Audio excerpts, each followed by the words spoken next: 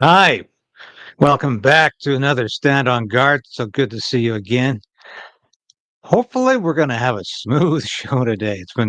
Want to say the other day we did a great show with the Justice Center for Constitutional Freedoms, and we had James on, the lead attorney in the case, to stop this unlawful prorogation. And unfortunately, my volume was down. I have no idea why. We still don't know why. It might be a driver problem because we went through everything.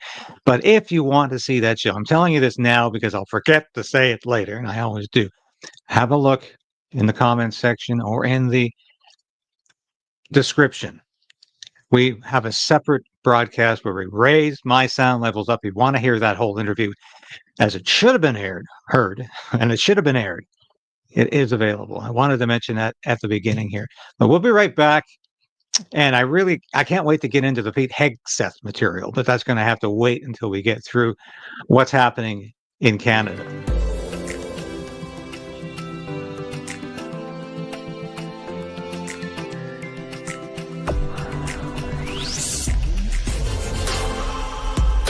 We need a political change, but we also need to resolve to resist.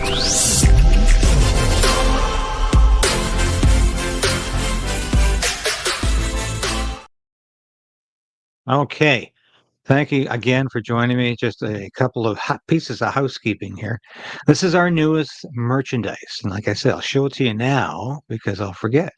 Yeah, these are the toques are out, the ball caps, and the cup. Yeah, there it is. You can see it on the side here. Yeah, the cup is available, the new mug. These are going to be very popular, I have a feeling. And bumper stickers. Yeah.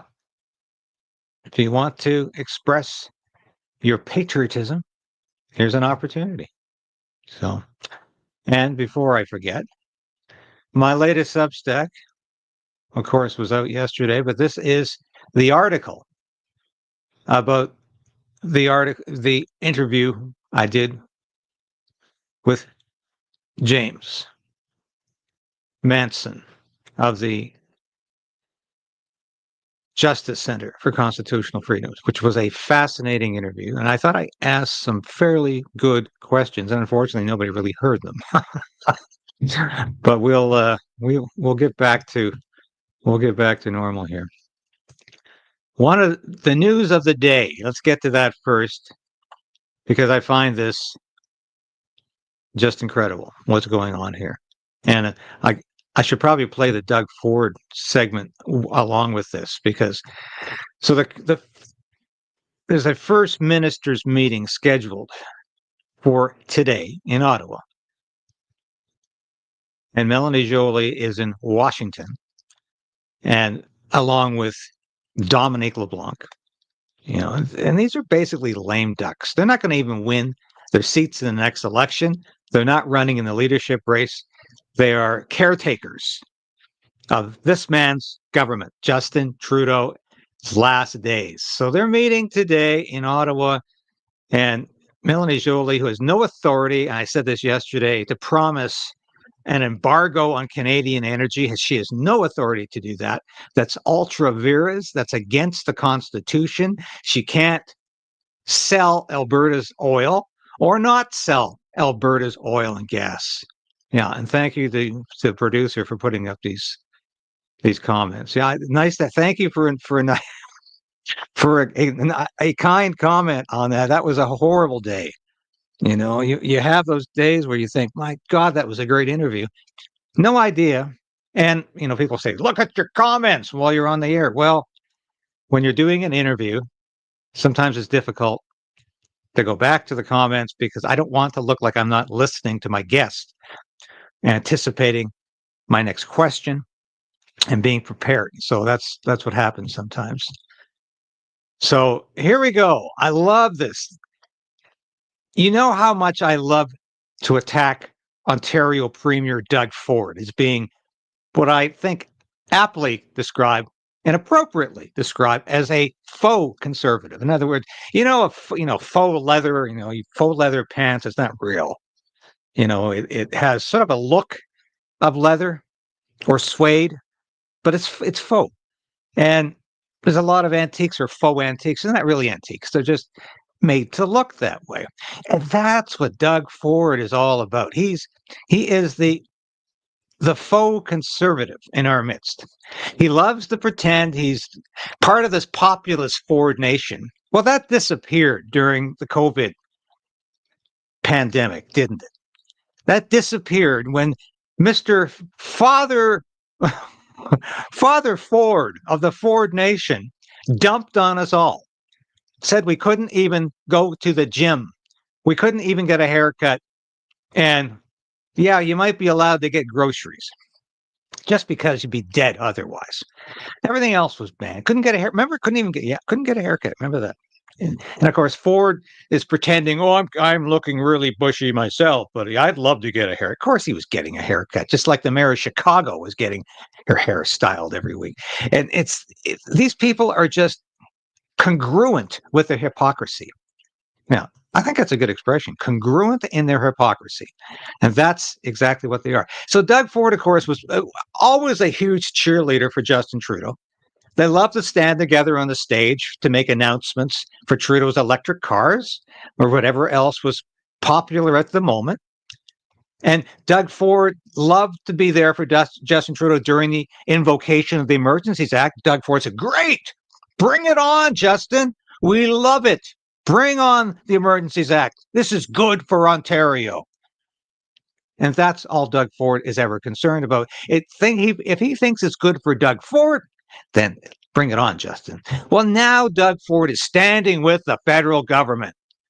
And he's standing against Alberta Premier Danielle Smith, who's saying, forget it. You're not banning oil and gas sales to the U.S. Not going to happen. Doug Ford says, you're not speaking for Canada. But who is Doug Ford speaking for? He's speaking for the Liberal government. Doug Ford is speaking for Daniel LeBlanc. Or Dominique LeBlanc, excuse me. I'm getting Daniel. He's speaking for Dominique LeBlanc and for Melanie Joly. This is a side-splitting example of Doug Ford's ribald sense of humor. No, his not really. It's an example of Doug Ford's idiocy and his lack of understanding. Laid out the plan. It's a fabulous plan. Let's get out there and tell the people of Canada they've worked hard on it. So what I said this morning after seeing the plan, it's a solid plan, and he's going to work, the Minister McGuinty will work hand in hand with people like Minister Kersner. Okay, hey, Doug, have you seen the plan? What plan is this? I thought the Liberals already had a plan, which was to spend $1.3 billion on border security over 6 years. That was the plan. And of course, Donald Trump said, forget it now, spend it now, not in 6 years. I mean, this is how this Liberal government thinks. Yeah, we're going to spend the money, but somebody else will spend it 5 to 10 years from now. So has Doug Ford seen the plan that he says is so great? Oh, give these guys some credit, Doug says. They've been working so hard. Our OPP, RCMP, CBSA, the U.S. Border Patrol, DEA. It's a collective, collaborative group that are going to secure our borders. But the numbers that I have seen, it's impressive, and the plan's impressive as well. What's the plan? Specifics about what this plan involves. I'll leave that up to the federal government. What are the specifics, Doug, of what this plan involves, is what the reporter asked. Doug's going to leave that up to Dominique LeBlanc and the Liberal government because he hasn't seen it. Leave that up to Minister McGuinty to get out there and put the plan in front of the Canadian people. But it's a solid plan. And if it wasn't a solid plan, I'd be saying it wasn't. You'd be saying it wasn't, even though you don't know what the plan is, even though you haven't seen the plan. But the best is yet to come. Minister McGuinty, remember him? He's the new Minister of Public Safety. Sort of has been an MP in virtual obscurity now for over 15 years. I don't know him. I wouldn't know him if he walked through the door right now. Yeah, and Dominic thinks that's a riot. Doug Ford doesn't know who David McGuinty even looks like, who he is. Yeah, David McGuinty. He's an Ottawa South, I think, Ottawa South MP, and he's the new Minister of Public Safety. His brother, of course, was the Premier of Ontario, Dalton McGuinty, for years. But Doug doesn't even know who David McGuinty is. Oh, incredible. Can you believe your country's in the hands of people like this? It's hard to believe. Okay, so Liberal leadership race. This thing gets wonkier by the moment. Who's in and who's out? Well, just about everybody's out now. We got Champagne, what was he? The innovation minister backed out. Anita Anand backed out. Of course, Melanie Joly backed out. So Karina Gould apparently preparing to run, and I really find this outrageous. And we'll watch this clip here, and I'll tell you again why I think Karina Gould should not even think about running for the leadership of anything, even the Rhino Party. The Liberals search for a new leader. Karina Gould has been watching from the wings, but the 37-year-old government House leader is ready to step up. I'm literally hearing from every age and demographic in this country that are excited about the possibility of renewal, of energy, and of change. Gould. What a hack. A renewal because you're in the race? You had nothing to do with the last 9 years of Justin Trudeau.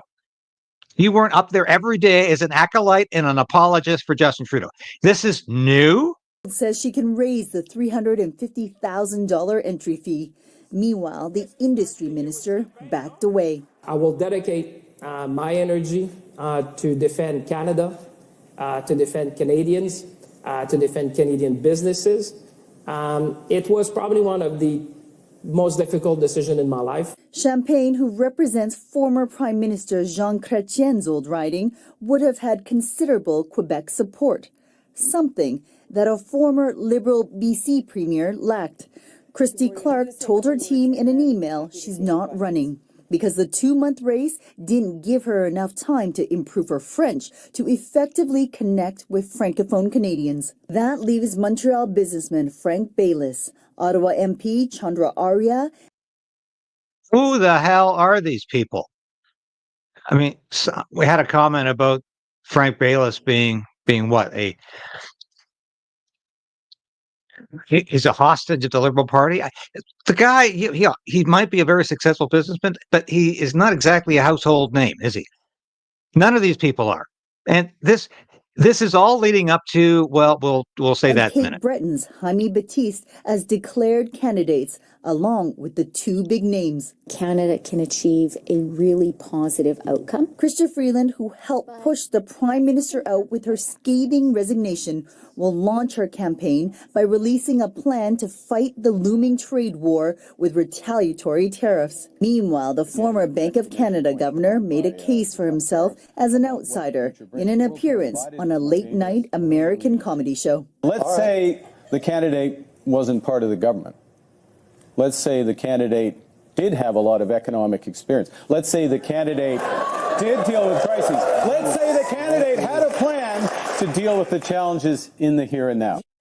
Sources tell CTV News that Mark Carney will officially launch his leadership bid on Thursday from Edmonton, where he will highlight his Western roots.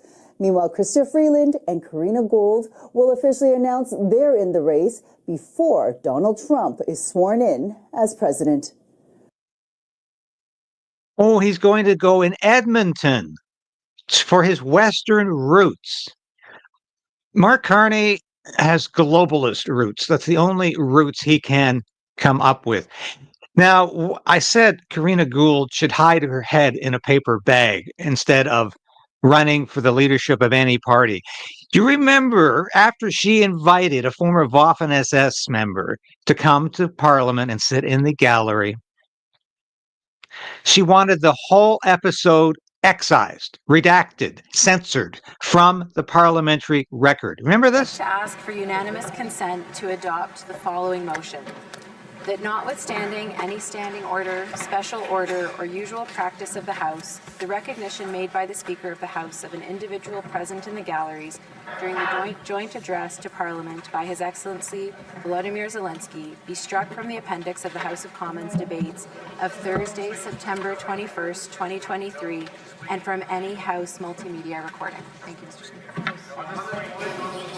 Oh, So is that renewal? This is a woman who wanted to censor, in a very Orwellian way, an episode from history, like it never happened. Now, she couldn't exactly excise that from every media outlet, but she wanted it excised from the official outlet. And as far as people like that are concerned, they would like every media outlet to be official so that they can censor it at any time. That is the kind of person we're dealing with Karina Gould. She is Orwellian in every aspect. That's what defined her as Liberal House leader. That incident right there.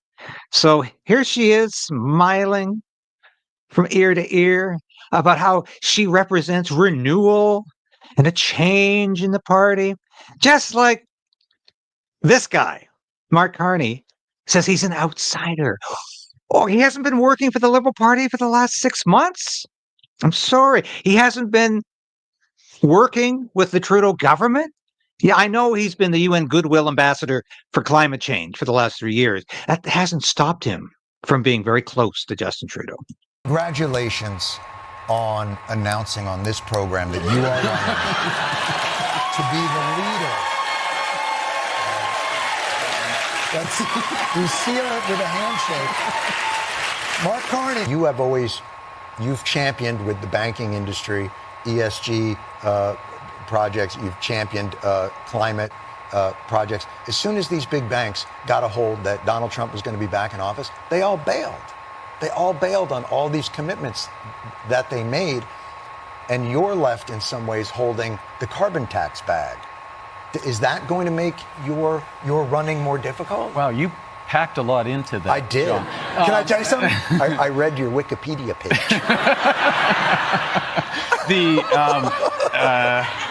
Remind me to edit it later on. A wild hypothetical. Let's say the candidate wasn't part of the government.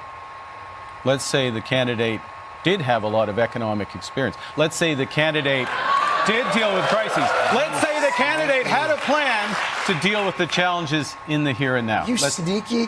You're running as an outsider. I am an outsider. Feel like I'm looking. I am an outsider. Well, I think Jon Stewart might have been the only honest person in that discourse, or that he said, "You're sneaky." He is. In a mirror. We just had that election. Yeah. Run. And when I say run, I mean not for office. I mean run the other way. That it's so hard. It's when the headwinds are like that. It's really difficult for a candidate to come in who is saddled with the policies that are But let's say. Oh boy. Let's say, just throwing out a look wild at you trying to preserve the relationship all of a sudden. A wild hypothetical. Let's say the candidate wasn't part of the government. Let's say the candidate did have a lot of economic experience. Let's say the candidate did deal with crises. Let's say the candidate had a plan to deal with the challenges in the here and now. Sneaky. You're running as an outsider. I am an outsider. Wow, that's all. So you're going to. Anyway, enough of Mark Carney pretending to be an outsider, and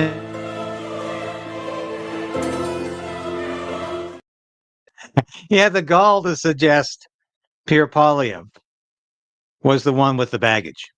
Now, it's incredible to me that the Liberals think Canadians are this stupid. They can't recognize somebody who's not an outsider in any sense of the term. He's not an outsider. He's inside the globalist agenda, inside the Justin Trudeau government as anybody. And they are setting this up so he can walk away with this. Now, Karina Gould is no competition for Mark Carney.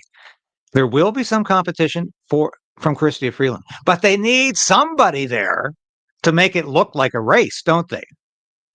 Because it's not going to be a race. Mark Carney has already won this, unless Justin Trudeau wants it back. And right now, I don't know what's going on behind the scenes, but I can tell you, Justin Trudeau ain't quite finished yet. I'm not sure he wants to give power away to Mark Carney. There's a love-hate relationship there between Justin Trudeau and Mark Carney. Justin Trudeau knows he's relied on Mark Carney for so-called legitimacy in the past, but he knows Mark Carney thinks he's a lot smarter than Justin Trudeau, and he resents him very, very much. Here's some interesting commentary from former Prime Minister Stephen Harper on all of this. According to President Trump, about $200 billion a year protecting Canada. Went on saying he doesn't need, the U.S. doesn't need Canada's lumber. Commenting on the tariff problem, which of course is going to be exacerbated very, very shortly. Or dairy, and maybe even Canada should be a 51st state. A lot out there just in a couple weeks. You know, what's your reaction to all of that? Well, I must admit some degree of surprise. You know, we've always, I was, you know, in fact, our Conservative Party is a very, you know, pro-American, pro-Western party. I was probably the most pro-American prime minister in the history of our country. I view our relationship with the United States as one of Canada's great assets. You are our closest neighbor, our vital security partner, and you know, not just our friend and shared comrade in the propagation of the values of the free and democratic world everywhere. And I've always viewed this as a tremendous partnership. I understand that, you know, Donald Trump may want some changes in trade arrangements, but I must admit to being shocked by some of the things he said. They're just not so. You know, first of all, we don't actually sell dairy into the United States, or sell almost none. So that's not true. Canada, it is true that Canada presently has a modest trade surplus with the United States. The reason, Gabe, we do is because you buy so much of our oil and gas. In fact, you buy it at a discount to world markets. It's actually Canada that subsidizes the United States in this regard. And, you know, so maybe my response is maybe Canadians, if Mr. Trump feels this way, should be looking at selling their oil and gas to other people. We certainly have always wanted to do some of that. Maybe now's the time to do it. And when we talk about subsidizing Canadian defense, I don't know what he's talking about. We have a shared defense of North America. The United States does that because it's in the vital interest of the United States. Do you want Canada to be a neutral country? You know, I kind of don't understand. I just don't understand that. I don't understand that argument. There's many things he's saying. Even when you talk about migrants, first of all, there's no major migrant flow from Canada to the United States. You've obviously got an enormous problem on the southern border. By the way, now the only problem here with Harper's assessment is he doesn't understand the terrorist element that's going into the United States. But he points out that we don't sell any dairy to the U.S. at all. That we sell energy to the United States at a discount price that they turn around and refine. They refine that and sell it back. So they've got the best deal with that. I'm sure Donald Trump knows that. This is all part of his plan to put pressure on the Trudeau government. But nonetheless, it's nice to hear Stephen Harper break this down and say, hey, this is not exactly true. Completely sympathetic with Donald Trump's position on this. I thought the policy of open borders of the Biden administration was disgraceful. I mean, I think it was a violation of President. I know Joe Biden personally, I like him, but it was a violation of his fundamental duties to the country. And of course, President Trump wants to change that. There is no migrant flow happening from Canada to the United States in any significant numbers. And I'm going to tell you right now, drugs, guns, crime, most of those things flow north, not south. A lot more flows into Canada from the United States than flows out of it. So like I have a real problem with some of the things Donald Trump is saying. It doesn't sound to me like the pronouncements of somebody, I say wants a better deal or whatever, fine, but it doesn't sound to me like the pronouncements of somebody who's a friend, a partner, and an ally, which is what I've always thought the United States is for our country. Yeah, there's a lot to unpack there. I mean, with regards to migration, obviously it's nowhere near what's happening in the southern border, but we do have the records they're at record level crossing from Canada into the United States. It's still far lower than and so some are crossing the other way too. Yeah. Right. Yeah. So there's definitely a lot of work to do. From where I sit, I think there might be something there of trying to push Trudeau out the door and just trying to show that Trudeau won't be able to hang with the president. Yeah, look, I have no doubt that there's clearly animosity there, and for good reason. I mean, Mr. Trudeau's conduct with Mr. Trump on numerous occasions when they were in office together was not professional, and I can understand why there's some animosity. But look, whether or not we have Mr. Trudeau as our prime minister is our choice as Canadians.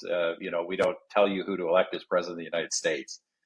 And so as much as I'm glad to see Mr. Trudeau leaving, this is not Mr. Trump's decision. It's the decision of Canadians. Ultimately, it was the decision of Mr. Trudeau's own party.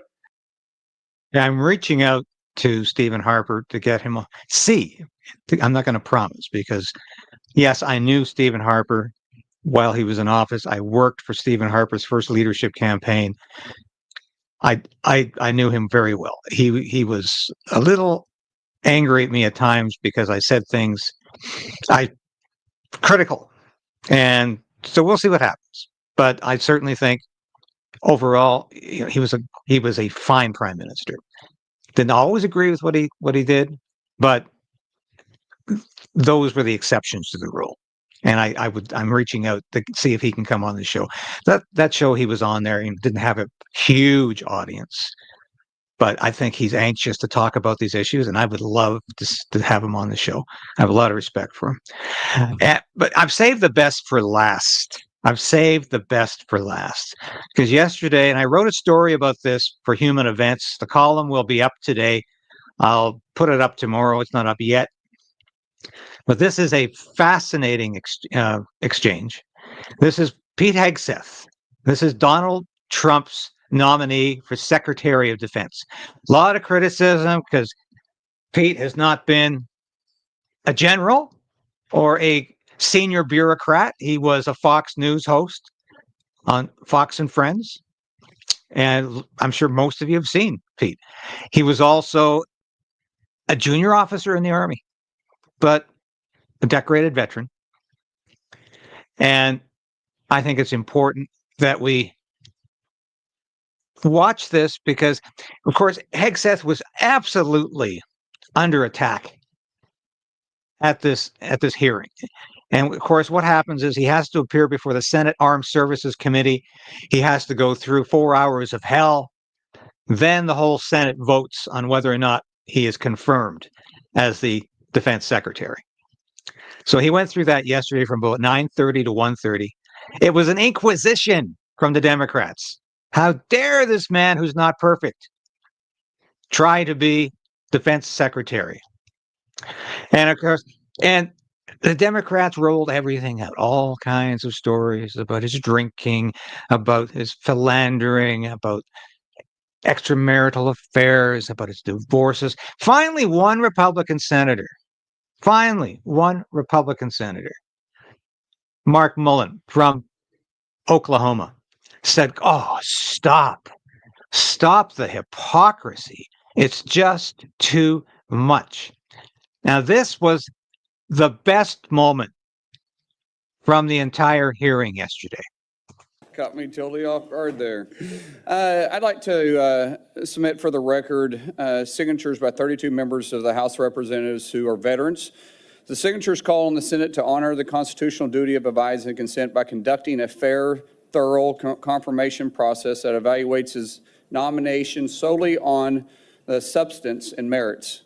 His distinguished military service, academic credentials, and a bold vision for revitalizing the national defense. I ask unanimous consent to enter into the record. Without objection. There's a lot of talk going about talking about qualifications and then about us hiring him if we are the board. But there's a lot of senators here I wouldn't have on my board because there is no qualifications except your age, and you got to be living in the state and you're a citizen of the United States to be a senator. Other than the fact we got to convince a lot of people to vote for us. And then when we start talking about qualifications, for if you're qualified for it. Could the chairman tell me what the qualifications are for the Secretary of Defense? Mr. Chairman, could you tell me what the qualifications are for the Secretary of Defense? I'd be happy I'll read it. for you to do that. Yeah. Let me read it for you because I Googled I was getting some advice from my second in command. Yeah, but I'm just That is incredible. They don't even know what the qualifications are. And this senator has it on his smartphone. Making a point because there's a lot about qualifications. And I think it's so hypocritical of senators, especially on the other side of the aisle, be talking about his qualifications, not being able to lead the secretary or be the Secretary of Defense, and yet your qualifications aren't any better. You guys aren't any more qualified to be the senator than I'm qualified to be the senator, except we're lucky enough to be here. But let me read you what the qualifications of the Secretary of Defense is, because I Googled it and went through a lot of different sites, and really it's hard to see. But in general, the U.S. Secretary of Defense position is filled by a civilian. That's it. If you have served in the U.S. Army Forces and have been in the service for, you have to be retired for at least 7 years, and Congress can weigh that. And then there's questions that the senator from Massachusetts brought up about serving on a board inside the military industry, and yet your own secretary that you all voted for, Secretary of Austin, we had to vote on a waiver because he stepped off the board of Raytheon. But I guess that's okay because that's a Democrat Secretary of Defense. But we so quickly forget about that, and then Senator Kaine, or I guess I better use the senator from Virginia, starts bringing up the fact that what if you showed up drunk to your job? How many senators have showed up drunk to vote at night? Have any of you guys asked them to step down and resign from their job? And don't tell me you haven't seen it because I know you have. And then how many senators do you know have got a divorce before cheating on their wives? Did you ask them to step down? No, but it's for show. You guys make sure you make a big show and point out the hypocrisy because the man's made a mistake. And you want to sit there and say that he's not qualified? Give me a joke. I mean, it is so ridiculous that you guys hold yourself as this higher standard and you forget you got a big plank in your eye. We've all made mistakes. I've made mistakes. And Jennifer, thank you for loving him through that mistake. Because the only reason why I'm here and not in prison is because my wife loved me too. I have changed, but I'm not perfect. But I found somebody that thought I was perfect. And for whatever reason, you love Pete, and I don't know why. But just like our Lord and Savior forgave me, my wife's had to forgive me more than once too, and I'm sure you've had to forgive him too. And so thank you. That was one of the best moments I've ever seen at a Senate confirmation hearing. Just calling out the hypocrisy of these bloated senators who sit on their fat behinds and accuse everybody else of moral failings. And here's a senator saying, you know, you come to vote at night drunk. You know, senators have been caught cheating on their wives and they've had divorces result from it. What a bunch of hypocrites. Somebody calling out these whitewashed sepulchres. Somebody saying, how dare you make these judgments? Take the mote out of your own eye. And that, to me, was the moment I was waiting to see yesterday when I watched the Senate confirmation hearing. That was classic, folks. Classic. Watch it again, because that was a wonderful moment. Remember the merchandise. I said at the beginning, I'm going to remind you.